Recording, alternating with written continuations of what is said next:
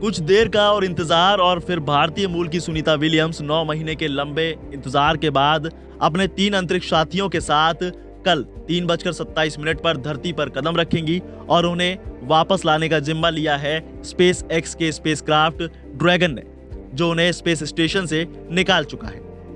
हालांकि अभी तक सब कुछ ठीक चल रहा है और ये ड्रैगन स्पेसक्राफ्ट धरती पर लैंड जल्द ही करेगा, लेकिन इसकी लैंडिंग पर कई सवाल खड़े हो रहे हैं कि क्या ये लैंडिंग सही तरह से हो पाएगी या नहीं, या फिर इसमें बीच में कहीं कोई रुकावट आ सकती है, कहीं कोई बीच में खराबी आ सकती है। और इसी तर्ज पर हम आपको बताएंगे कि आखिर कैप्सूल स्पेसक्राफ्ट के दूसरे भाग से कब अलग होता है, 46 मिनट का क्या माजरा है, और जब ड्रैगन कैप्सूल आग के गोले में बदल जाता है तब क्या होता है। आइए जानते हैं। देखिए, अमेरिका के फ्लोरिडा तट पर ड्रैगन कैप्सूल के 7 पोटेंशियल स्प्लैशडाउन साइट है। इसका मतलब होता है कि समंदर में गिरने की जगह। इसमें से 3 गल्फ ऑफ मैक्सिको की तरफ हैं और 4 अटलांटिक ओशन की तरफ। दरअसल ग्राउंड पर बैठी टीम यह तय करती है कि मौसम और दूसरे सेफ्टी फैक्टर के हिसाब से इसमें से कौन सी साइट ड्रैगन की लैंडिंग यानी स्प्लैशडाउन के लिए सही रहेगी।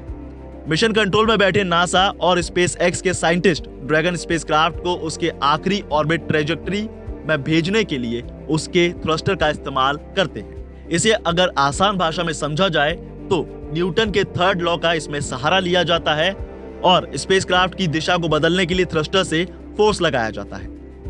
धरती के वायुमंडल में एंट्री से पहले ट्रेजेक्टरी को आखिरी बार बदलने से लेकर धरती पर लैंड करने के बीच लगभग 46 मिनट का वक्त लगेगा और यही वजह है कि इन्हीं 46 मिनट को अहमियत दी जाती है। अब जैसे जैसे ड्रैगन स्पेसक्राफ्ट धरती के वायुमंडल में आता है, सिचुएशन और भी ज्यादा गंभीर होने लगती है।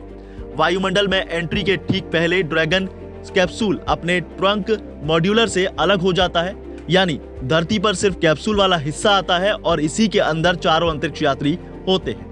बता दें कि ड्रैगन कैप्सूल के अलग होते ही इसमें लगे 4 डेको थ्रस्टर की मदद से कैप्सूल के फ्लैट यानी पीछे वाले हिस्से को धरती की तरफ मोड़ दिया जाता है। वजह है कि इसी फ्लैट पार्ट में हीट शील्ड लगे होते हैं, जो ज्यादातर तापमान की सिचुएशन को झेलने में इसे सक्षम बनाते हैं। लेकिन इसमें थोड़ा बहुत खेल 7 मिनट का भी है, जिन्हें कंट्रोल नहीं किया जा सकता। असल में ड्रैगन कैप्सूल 28,000 किलोमीटर प्रति घंटे की रफ्तार से धरती के वायुमंडल में एंटर करता है और इस रफ्तार से जब कैप्सूल गुजरता है तो यह वायुमंडल से रब होता है और घर्षण यानी फ्रिक्शन की वजह से तापमान 7,000 डिग्री फ़ारेनहाइट तक पहुंच जाता है। ये 7 मिनट ऐसे होते हैं जब ग्राउंड पर बैठी मिशन कंट्रोल टीम का कैप्सूल पर कोई कंट्रोल नहीं होता।